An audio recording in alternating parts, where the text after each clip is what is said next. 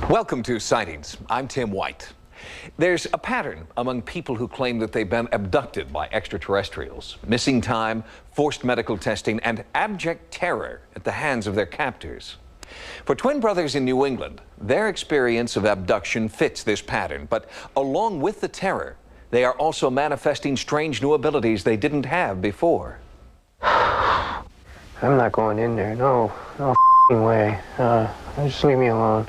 I don't believe it. The implications, according to a report by Brookings Institute, could shatter the very foundations of not only philosophy and religion, but even science. We were just a couple of guys camping, fishing, and we were excited about getting out of the city and being in the wilderness, going somewhere where we'd never been, getting some fishing done, paddling canoes. It was fun. That's the way it started out for four friends on a weekend fishing trip along Maine's Allagash River.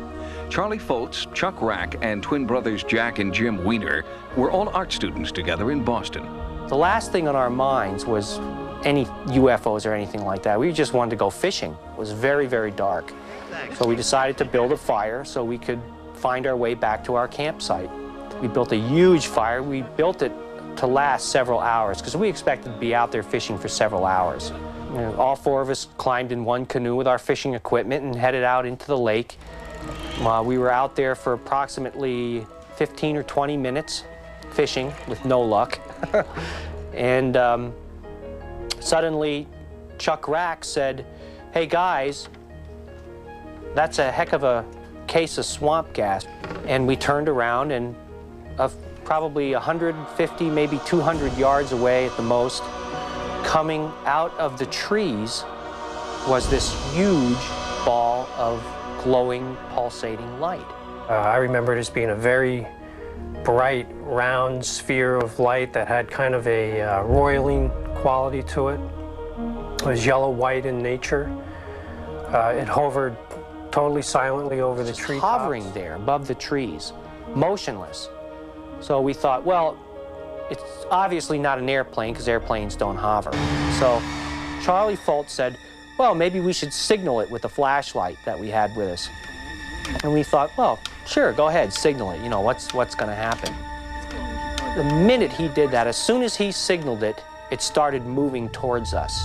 The next thing I remembered was seeing the beam coming right towards the back of the canoe. And at that point, we started paddling very quickly towards the shore. As I was paddling, I was looking over my shoulder to see where this object was in relation to our canoe. And it kept just following us, coming closer and closer and closer. I was in a panic, to be honest with you. A second later, it was right on, almost on top of us, with this beam coming across the water right towards our canoe. And I remember thinking, well, we're not going to outrun this thing. There's no way we're going to outrun this thing. And then the next thing I remembered was standing on the beach. No one remembers how they got to the beach. Strangely, their bonfire, which had been raging just a few minutes before, had completely burned out. The UFO was gone. Elapsed time, we thought, was 15 or 20 minutes, tops. And we couldn't understand why the fire had burnt down so soon. The four of us were just left there standing on the beach in total silence. We didn't really even talk to each other. I guess we were in shock. The Allagash Four were baffled by the UFO and the apparent missing time. It was a mystery that would remain unsolved for more than 12 years, until the Weiner brothers began having violent nightmares. And then I would wake up, and I would be drenched in sweat, and my heart would be beating really fast, and it was like a horrible, horrible nightmare, and it kept recurring and recurring. I started having nightmares about being in some room or some area with these strange creatures around us. I said, I can't believe you're telling me this because I've been having the same dream. Jim went to a psychiatrist for help with his night terrors. His doctor referred him to Ray Fowler, an alien abduction researcher. I think that the Wieners opened Pandora's box because now they have questions about reality that they never had before. They have questions for which there are no answers. Each of the Allagash Four underwent hypnosis. Each was regressed separately, but all told the same story about what they had experienced in 1976. Their sessions were recorded. A beam is coming towards us. I don't know what it's going to do. It makes me feel like I'm flying apart. I remembered a pressure, a heat of my physical body being ripped to shreds, like on a molecular level. I mean, it's the only way I can verbalize it, but it is an extremely unpleasant feeling. It feels like death. I had no idea where I was. Then I realized that the three guys were sitting to my left on this bench, naked. All I knew is I was in a strange place, laying naked, paralyzed, with this thing coming towards me. Creatures that I remembered, they reminded me of bugs. No eyelids, they didn't blink. I remember these creatures examining my brother with a type of wand, is what it appeared to me as. It was a long, thin instrument, maybe the diameter of a pencil, a little over a foot long with a bulbous end on it. The next thing I remembered was they turned me over, and then they were doing some type of anal exam, and it terrified me.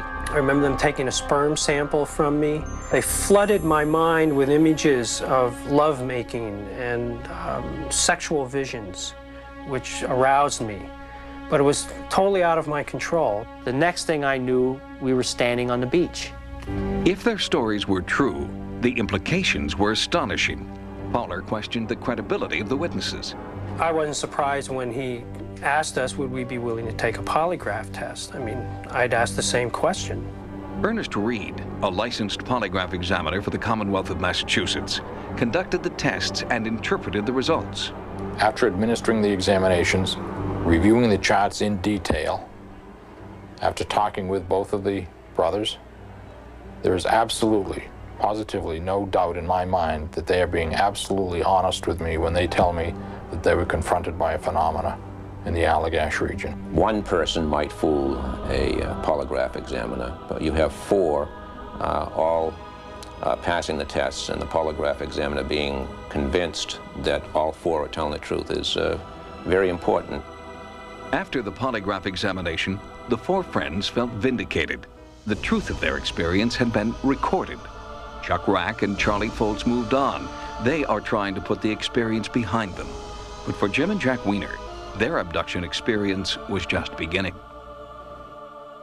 The first-hand accounts and polygraph results of the Allagash Four provide compelling evidence that these men experienced extraterrestrial abduction. But there's more. The Weiner brothers believe that strange new abilities in art and mathematics are further evidence of their abduction. Next, more than a decade after their abduction, haunting memories resurfaced and their lives changed dramatically. My artwork changed immediately and very drastically. Nearly 20 years ago, four friends went on a canoe trip up the Allagash River. When they returned home, they had a whopper of a fish story. But in this case, the one that got away was an extraterrestrial spacecraft. It was an unbelievable tale of fear, abduction, and missing time. But when the men voluntarily took polygraph examinations, science said they were telling the truth. I thought I was nuts. That was my first comment, was I must be nuts. I must be going crazy. You know, there's something wrong with me. This isn't about abduction. This is about some kind of brain disorder. Anything but that. I mean, just tell me I'm insane or tell me I'm hallucinating, but UFOs, you've got to be kidding. It took me a while to realize that I have to deal with this. It did happen. Researcher Ray Fowler's study of the twins' experience is chronicled in this book, The Allagash Abductions. The Allagash abduction exhibits the typical characteristics of many, many other sightings and abductions that we've investigated. And I feel very strongly that what they described is a real experience. The first tangible evidence that Jim and Jack were experiencing a real phenomenon was the strange and sudden change in their artwork immediately following the Allagash incident. I started out as a very traditional painter. I was interested in landscapes, still lives. I did a lot of pretty ordinary paintings. Then, immediately after the abduction, I became interested in mathematics and science and physics and all this stuff. All of a sudden I became obsessed, and I started working it into my artwork. I had no idea why. I used to constantly ask him what exactly was going on here, and he would always say, I have no idea. This is just what's coming out. I don't know why I'm doing this or what it means, but here it is. It meant something, but I couldn't put my finger on it. It just seemed out of my grasp. But I felt compelled to do it. Jim also began working in a new and spontaneous artistic direction. Neither twin understood the force that was driving him. Immediately after the sighting incident in '76, I started seeing things differently, as if I was being programmed. My artwork changed immediately and very drastically. I was a clay worker, and I had been doing very traditional type of pottery, plates, pitchers, saucers.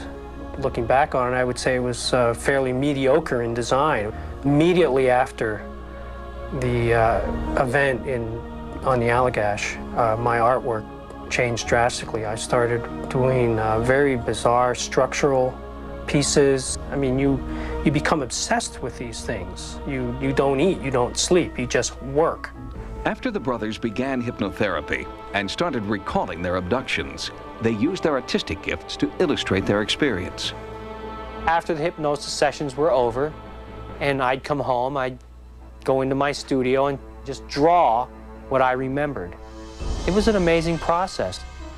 Some of the artwork that I've done since the abduction has encompassed images that, for me, try to describe what it felt like to be in this beam of light and this feeling of being disembodied or being torn apart atom by atom. And nearly 20 years after the Allagash encounter, Jim is still struggling. I feel like I'm doing a fairly good job on a day-to-day basis, but obviously I'm having a hard time unconsciously because I'm still having horrible nightmares where I seem not to be able to deal with these things. Jim and Jack both believe the nightmares continue because they are still being abducted. The brothers believe that Allagash was just the beginning of an ongoing series of terrifying alien encounters. It's not over. This is an ongoing thing. We're basically tagged. I mean, my impression was that they were scientists here doing a job. I feel that I'm part of an ongoing study. There's nothing I can do to change that. I have to accept it. Otherwise, what can I do? Go hide? They're going to find you. The implications behind an experience like this means that something from somewhere else, at their own whim, at any time or any place, can take you or I, without our consent, without any protection from our government, and perform experiments on us without us having anything to say about it at all. When Jack and Jim Weiner were children, they claimed to have had repeated contact with a strange apparition they called Harry the Ghost. But when they told their family about Harry the Ghost, he was laughed off as an imaginary playmate. The twins insist that Harry the Ghost was real and now believe that he was part of a series of early childhood abductions. Until next time, remember, no mystery is closed to an open mind. For Sightings, I'm Tim White.